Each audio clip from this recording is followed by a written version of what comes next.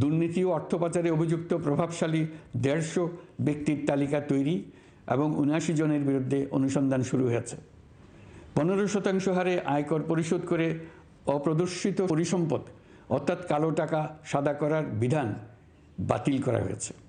সরকারি কার্যক্রমকে গতিশীল করতে বিভিন্ন পর্যায়ের 19,084 জন কর্মকর্তা কর্মচারীকে পদোন্নতি, 13,429 জনকে বদলি এবং 12,636 জনের বিরুদ্ধে শাস্তিমূলক ব্যবস্থা গ্রহণ করা হয়েছে।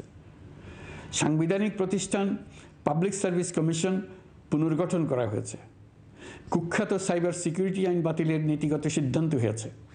এই আইনের অধীনে হওয়া যেসব মামলা মানুষের মত প্রকাশের অধিকারের সাথে সম্পর্কিত সেগুলো প্রত্যাহার করা হয়েছে।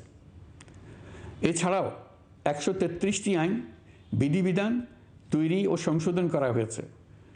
353টি গুরুত্বপূর্ণ নীতি নির্ধারণী সিদ্ধান্ত গ্রহণ করা হয়েছে। ছাত্রছাত্রীদের দাবি মেনে ইতিমধ্যে সরকারি চাকরির বয়সসীমা 32-এ উন্নীত করা হয়েছে।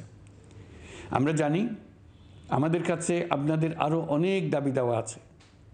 দীর্ঘদিনের অপশাসন, অত্যাচার, অনাচারের ফলে আপনাদের মনে অনেক ক্ষোভ পঞ্জীভূত হয়েছে। দেশে বাক স্বাধীনতা না থাকায় আমরা কেউ আমাদের মতামত, দাবি দেওয়া প্রকাশ করতে পারিনি। আমরা আপনাদের প্রতিটি দাবির প্রতি সহানুভূতিশীল।